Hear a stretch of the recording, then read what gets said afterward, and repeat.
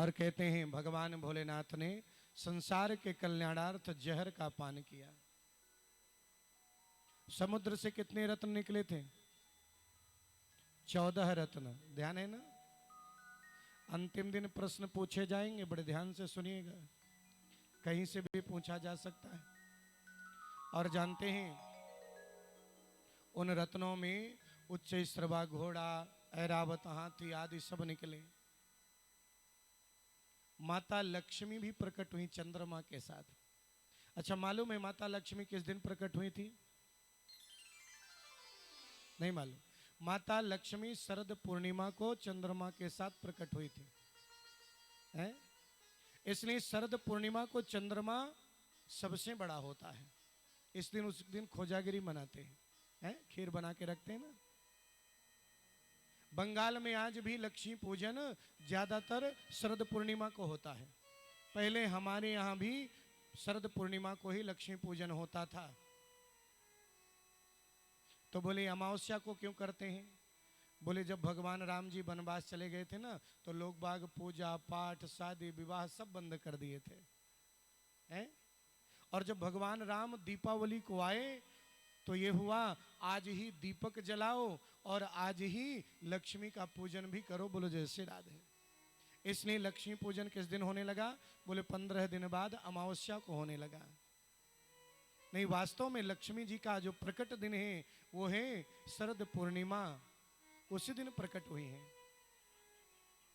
माता लक्ष्मी जब प्रकट हुई, दुनिया का सबसे पहला स्वयंवर था।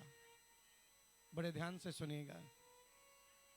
और उस स्वयंवर में माता लक्ष्मी के पास कमल के फूलों की माला दी गई। सारे देवता खड़े हैं, सब लोग खड़े हैं, किसी को भी माला पहना दो। माता लक्ष्मी नारायण के अलावा तो कहीं रहती नहीं। माता लक्ष्मी ने नारायण को वरमाला पहनाई। आकाश से पुष्प वर्षा हुई। किसी ने पूछ दिया ब्रह्मा जी ने कि हे नारायण, आप लक्ष्मी को स्थान कहाँ दे रहे हैं? नारायण ने कहा लक्ष्मी का स्थान हमेशा मेरे हृदय पे रहेगा। आह, ध्यान देना, जीवन में पत्नी का स्थान, पत्नी का दर्जा अपने हृदय पर होता है, जिस स्थान पर दुनिया की कोई भी स्त्री का स्थान नहीं होता। बोलो जय श्री राधे। अपनी पत्नी का अंतिम श्वास तक हृदय से सम्मान करना चाहिए, ये नारायण सिखाते हैं। और जब लक्ष्मी को माला पहनाई गई तो लक्ष्मी से पूछा गया कि भगवान को आप किस जगह स्थान देती हैं अपने शरीर में? तो मानो माता लक्ष्मी जाती हैं और भगवान खड़े हैं रेत की जगह पे, समुद्र में। उनके चरणों में लगी हुई है महावर। माता लक्ष्मी जाती हैं, उनके चरणों की रज को लेती हैं, तो महावर भी उसके साथ लग गई और उसे लेकर अपनी यहाँ पर रख लिया, मस्तक में धारण किया और कहा ये मेरा अखंड सौभाग्य है, मेरा सर हमेशा इनके चरणों में रहेगा। ये तो मेरे लिए परम प्रभु है, परमात्मा है, परमेश्वर है, और यही मेरा सौभाग्य है, इनके रहने से ही मेरी प्रभुता है। बोलो जय श्री राधे। और ये भी वरदान दिया कि जो माताएं ये जो मैंने धारण किया यही मांग कहलाएगी, और इस मांग को जो धारण करेगा जीवन भर, ध्यान देना, मैं उस पर कृपा जरूर करती रहूंगी। बोलो जय श्री राधे। उसके पति की उम्र बढ़ेगी। आज भी ध्यान देना, जब किसी का विवाह होता है ना तो जोड़े को क्या कहा जाता है? जो शादी विवाह का जोड़ा होता है उससे कहा जाता है लक्ष्मी नारायण का जोड़ा है। हाँ, मिथिला की तरफ थोड़ा दूसरा है। मिथिला की तरफ कह देते हैं मेरे राम और सीता का जोड़ा है। बोलो जय श्री राधे, हैं? लेकिन वैसे हर जगह ज्यादातर लक्ष्मी नारायण कहा जाता है। इसी बात पर ध्यान देना, जो देवियां, पत्नियां, स्त्रियां अपने पति का अंतिम श्वास तक उनको एक भगवान मान करके उनका सम्मान करती हैं, और पति अपनी पत्नी का हृदय से जीवन भर सम्मान करता है अंतिम श्वास तक, उस दाम्पत्य जीवन से भगवान भी हर क्षण प्रसन्न रहते हैं। लेकिन जो झगड़ा करते रहते हैं ना, भगवान को भी ऐसा लगता है ये कैसे लोग हैं जो दिन भर झगड़ा करते हैं। बोलो जय श्री राधे, हैं? दाम्पत्य जीवन में झगड़ा नहीं करना चाहिए। अच्छा, कुछ माताएं हमसे पूछती हैं, आप कहते हैं पति परमेश्वर है, तो पति को तो परमेश्वर बन के रहना चाहिए ना। मैंने कहा वही पति परमेश्वर है जो अपनी पत्नी का हृदय से अंतिम श्वास तक सम्मान करे। बोलो जय श्री राधे। लेकिन एक बात और बता दूं, मान के चलिए कोई बुरा भी है तो ये भी नहीं है कि हम उसका अपमान करें, क्योंकि अगर हम अपमान करते हैं तो उसका दुर्गति हम ही को भोगना पड़ेगा। बोलो जय श्री राधे। जो गलती करेगा उसका फल वही भोगेगा। पति गलती करेगा वो फल भोगेगा, पत्नी गलती करेगी वो फल भोगेगी। शाश्वत सत्य है, ये हमारा संस्कार है, हमारी मर्यादाएं। एक दूसरे का अंतिम श्वास तक सम्मान करते ही रहना चाहिए, कभी निंदा तक नहीं करनी चाहिए। एक दूसरे की निंदा करना भी पाप है, दोष है। आप आपस में रहते हैं, दूसरे से निंदा करें, कितनी बड़ी गलत बात है। तो जानते हैं लक्ष्मी नारायण जब इकट्ठा होते हैं पूरे त्रैलोक में लक्ष्मी व्याप्त हो जाती है। और हाँ, बाद में अमृत लेकर धन्वंतरी महाराज निकलते हैं और जिन्होंने मोहनी रूप धारण करके देवताओं को अमृत पिलाया, दैत्य वंचित हो गए, केवल राहु भर पी पाया, जिसके सर को भी भगवान ने सुदर्शन चक्र से काट दिया, उसके 2 भाग हो जाते हैं। और हाँ, बाद में अमृत के बल से देवताओं ने दैत्यों पर अधिकार कर लिया और आज दैत्य लोग परास्त होकर मूर्छित होकर जमीन पर गिर पड़े। और जब गिर पड़े तो उनको चेतना देने के लिए मेरे शुक्राचार्य जी ने संजीवनी विद्या के माध्यम से, जिसको हम मृत्युंजय मंत्र बोलते हैं, उसके द्वारा उन सभी को जीवित किया। और जीवित करके उसमें दैत्यों के जो अधिपति हैं श्री बलि जी महाराज हैं।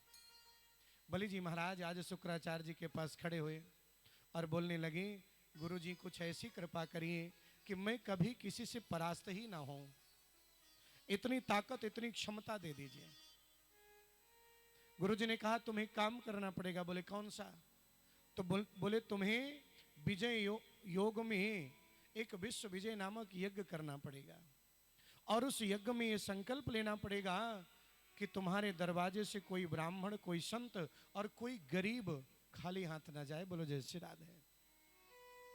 गरीब हो उसके पास भी धन की कमी ना रहे, ब्राह्मण और संत के पास भी जीवन में धन की कमी ना रहे, ऐसा तुम्हें दान करना पड़ेगा। आज उसने संकल्प किया, यज्ञ किया और यज्ञ से ऐसी क्षमता प्राप्त हुई कि उसने पुनः त्रैलोक पर अधिकार कर लेता है। लेकिन जब त्रैलोक पर अधिकार कर लिया, देवता लोग कंदराओं में, गुफाओं में भटकने लगे। तो देवताओं की जो माता हैं अदिति, आज बड़ी दुखी हो जाती हैं। कश्यप जी से कहने लगती हैं, मेरे बच्चों की तकलीफ दूर करने का कोई उपाय हो तो बताओ। बोले एक ही उपाय है। बोले कौन सा? बोले उपाय ये है कि तुम अगर पयोव्रत करो तो पयोव्रत का ऐसा प्रभाव है कि संसार में किसी स्त्री के जीवन में अगर बांझ दोष लगा हुआ है, संतान नहीं हो रही, और वो पयोव्रत कर ले तो उसको भी संतान हो जाती है। बोले व्रत कब होता है? बोले व्रत फाल्गुन महीने में होता है। फाल्गुन महीने की जो अमावस्या तिथि है उस दिन जो है सुअर की खोदी हुई मिट्टी से स्नान करें लगा करके, और उस दिन से प्याज लहसुन आदि सब छोड़ दें, भगवान का पूजन करें।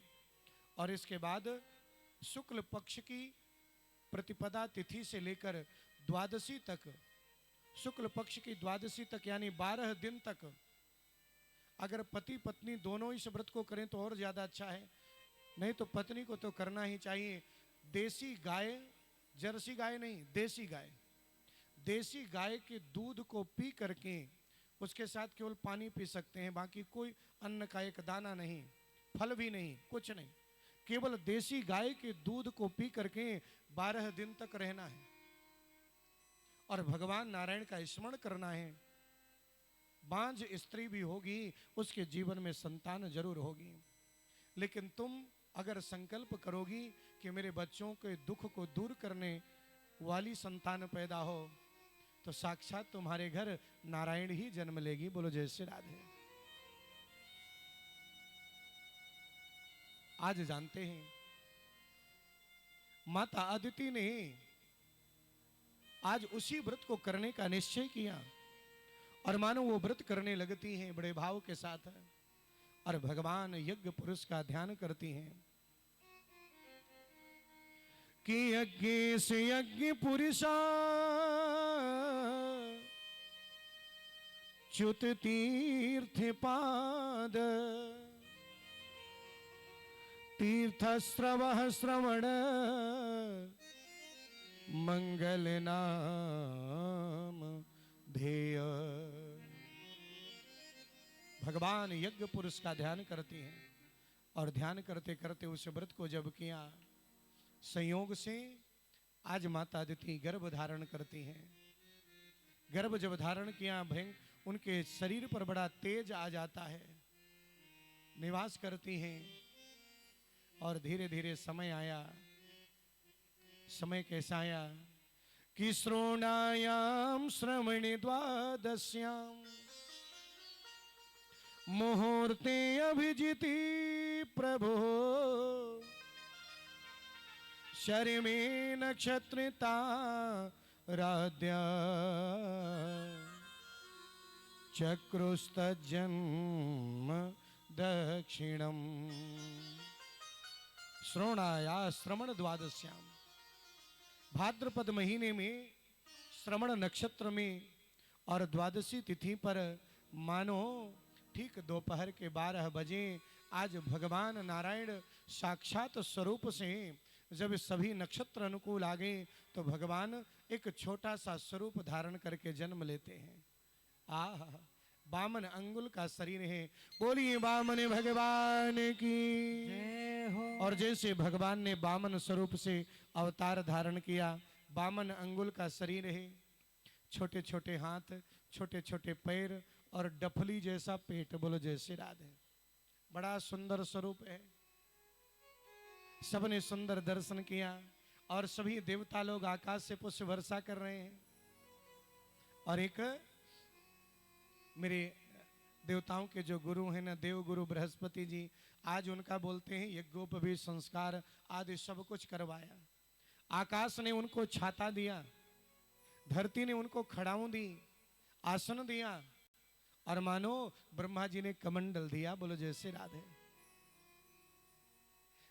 जब बृहस्पति जी ने उनसे उनका सब संस्कार करवाए तो कहने लगे आपसे दक्षिणा चाहिए, क्योंकि बिना दक्षिणा के आपको पुण्य नहीं मिलेगा। आपको हमने गायत्री मंत्र दिया, सब दिया ना, तो आपको जो है दक्षिणा देनी पड़ेगी। बोले दक्षिणा मांग लो, क्या चाहिए? बोले दक्षिणा में त्रैलोक लेकर के आओ राजा बलि के पास से। बोलो जय श्री राधे।